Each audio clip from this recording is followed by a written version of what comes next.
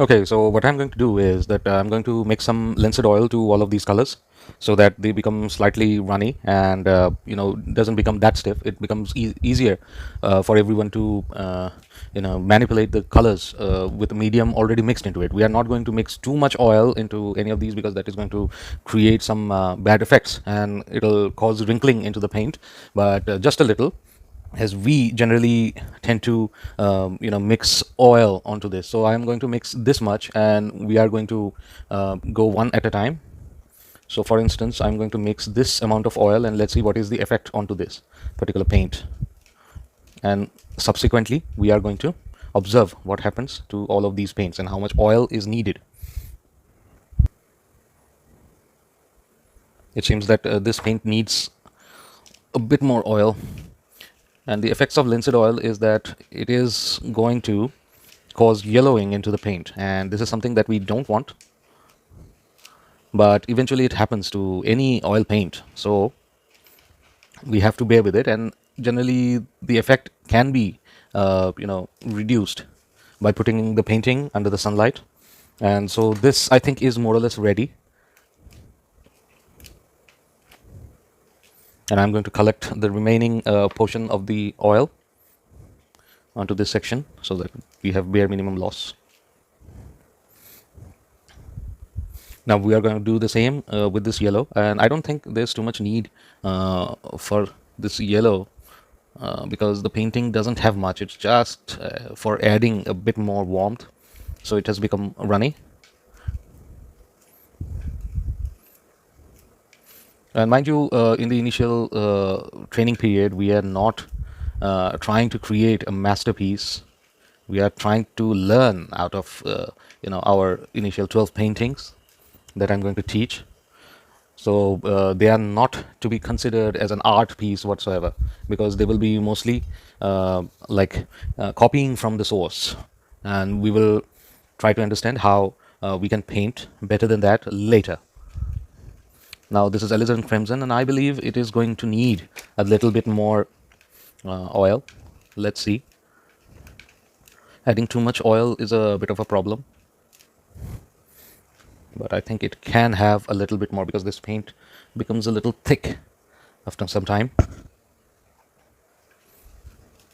Now let's see what happens. Now this box palette has the advantage of keeping the oil paints fresh, because I'm going to show you after the painting process that how these mixes that we are going to do here are to be kept fresh for future use, so that the paints remain active while we are painting.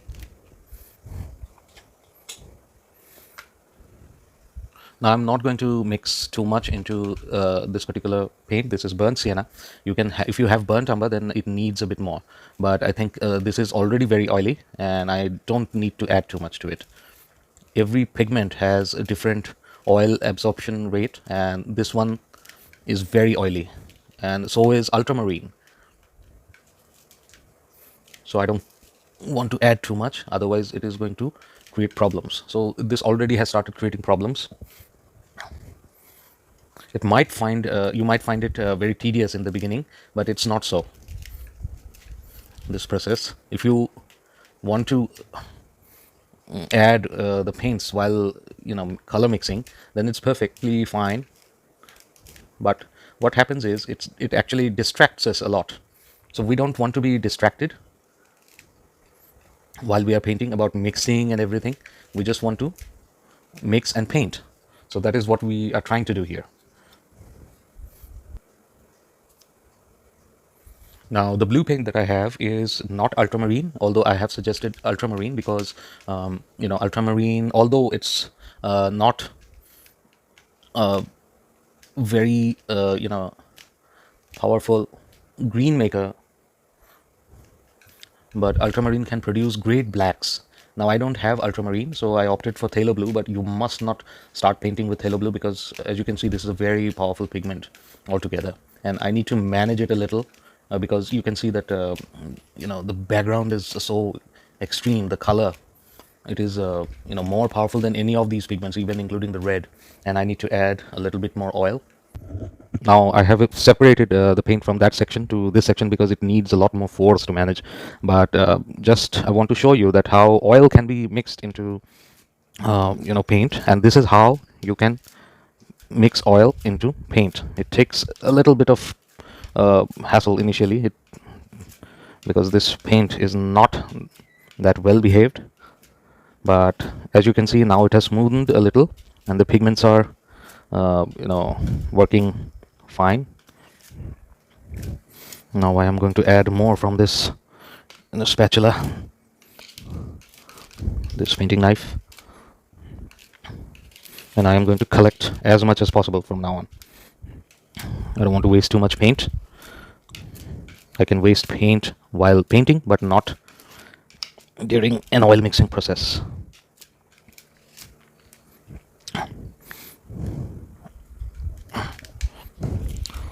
So these are just blobs. I'm going to put the deposits there, and there are more deposits here.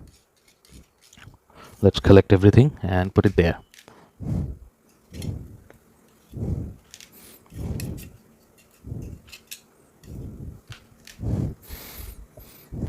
Okay, so now we need to clean this area, and this is what you use. This is called baby wipes, and these are readily available in medical stores as well as grocery stores, and this is how you clean your palette space every time. You see how difficult it is for a phthalo blue to be removed completely, even on a plastic sheet.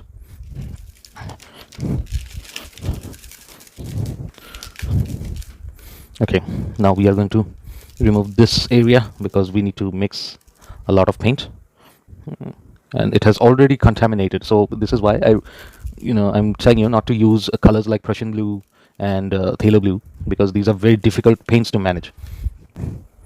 Now I'm going to use an old tissue to remove the residue of the mineral oil, because I don't want those to be in the paint. I just want oil and pigment and whatever the company has put into these paints to stay there, but not any of those. So let's start with color mixing. My paints are ready. Okay, for this kind of a painting, I am going to use from small to big. This is a round brush. You can see the thickness. This is a Brewster bristle white round, and I think it's just size 1. It's size 1. And then I have size 2 filberts. There are 3 of them, as in general we are going to divide it into 3 values: very dark, middle, and light. And we are going to do the highlighting with this, and this is not for basic painting, since this is a very simple painting altogether. And these are my filberts. This is slightly bigger, but more or less same size, and I don't need a very big brush for such a little painting. So we have 6, and this is 1 round brush, very small, to do the detailing and very fine lines with that.